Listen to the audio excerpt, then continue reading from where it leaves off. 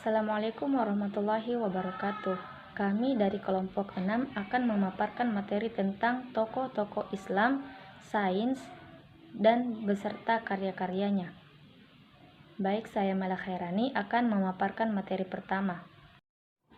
Yang pertama yaitu Ibnu Sina. Ibnu Sina merupakan salah satu ilmuwan dan filsuf muslim yang menerapkan logika filsafat dalam teologi Islam. Sejarah mencatatkan Ibnu Sina telah menghasilkan ratusan karya tulisan dalam berbagai bidang ilmu pengetahuan, termasuk matematika, geometri, astronomi, fisika, kimia, metafisika, biologi, bahkan musik dan sastra. Bernama lengkap Ibnu Sina adalah Abu Ali Al-Husain bin Abdullah bin Sina. Dunia Barat lebih mengenalnya dengan nama Avicenna. Ibnu Sina lahir di Afsana, dekat Bukhara, sekarang wilayah Uzbekistan, tanggal 22 Agustus 980 Masehi. Ayah Ibnu Sina dikenal sebagai seorang sarjana yang dihormati. Ibnu Sina tidak pernah menikah sepanjang hidupnya.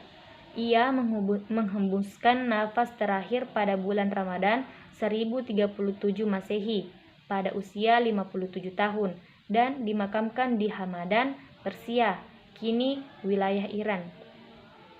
Beliau mengatakan, "Saya memilih umur pendek tapi penuh makna dan karya daripada umur panjang yang hampa," ucapnya sebelum wafat. Baik, saya akan melanjutkan materi dari saudari Maila Khairani. Nah, selanjutnya itu Al-Farabi. Nah, di mana di sini Abu Nasir Muhammad bin Al-Farag Al-Farabi 870 sampai 950 atau disingkat Al-Farabi adalah ilmuwan dan filsuf Islam yang berasal dari Farah, Kazakhstan. Nah, di mana juga beliau dikenal dengan nama lain Abu Nasir Al-Farabi, atau dalam beberapa sumber ia dikenal sebagai Abu Nasr Muhammad ibni Tarkan ibni Uzala Al-Farabi.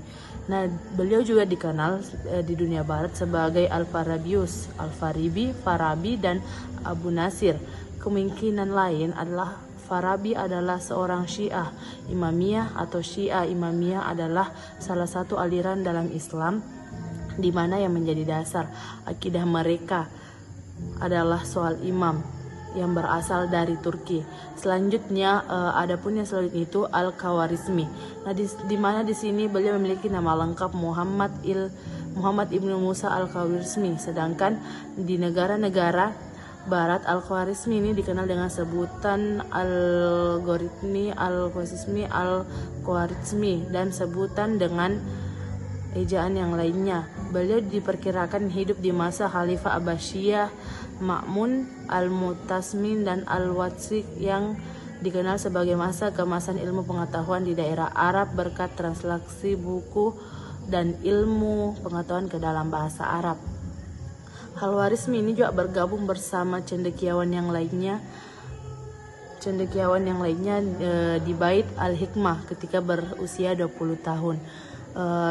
Adapun selanjutnya itu beliau banyak menulis berbagai gagasan dan mempublikasikan buku ilmu pengetahuan baik di bidang matematika, astronomi, sejarah maupun geografi. Termasuk beliau juga mempelajari terjemahan literatur Sanskerta dan Yunani. Mungkin itu saja dari saya. Terima kasih. Baiklah, saya Jumarni akan melanjutkan materi tentang ilmuwan sains Islam pada masa klasik dan karya-karyanya. Ilmuwan berikutnya yaitu Jabir ibnu Hayyan. Abu Musa Jabir bin Hayyan lahir di Tus, sebuah kota di Persia, pada tahun 721 Masehi. Ia merupakan anak dari seorang tabib bernama Hayyan al-Asdi. Namun, kehidupan Jabir bin Hayyan sebagai alkemis tidak bermula dari Tus atau kota-kota lain di Persia, melainkan di Yaman. Jabir bin Hayyan meninggalkan Persia menuju Yaman setelah ayahnya dijatuhi hukuman mati oleh kekhalifahan Umayyah. Hayyan al-Asdi dieksekusi lantaran kedapatan mendukung revolusi yang dilakukan dinasti Abbasiyah. Yaman menjadi tempat Jabir bin Hayyan mempelajari banyak hal di bawah bimbingan sosok ulama besar Harbi al-Himyari. Jabir bin Hayyan belajar tentang Al-Quran, matematika, dan ilmu-ilmu lainnya. Jabir bin Hayyan kemudian pergi ke Kufah, Irak, setelah kekhalifahan Umayyah jatuh dan digantikan dengan kekhalifahan Abbasiyah. Di Kufah, Jabir bin Hayyan disebut berguru kepada Ja'far al-Siddiq. Dari gurunya ini, Jabir bin Hayyan memperdalam ilmu-ilmu pengobatan, filsafat, astronomi, dan alkimia. Alkimia berkutat pada perubahan dan pembentukan sebuah zat.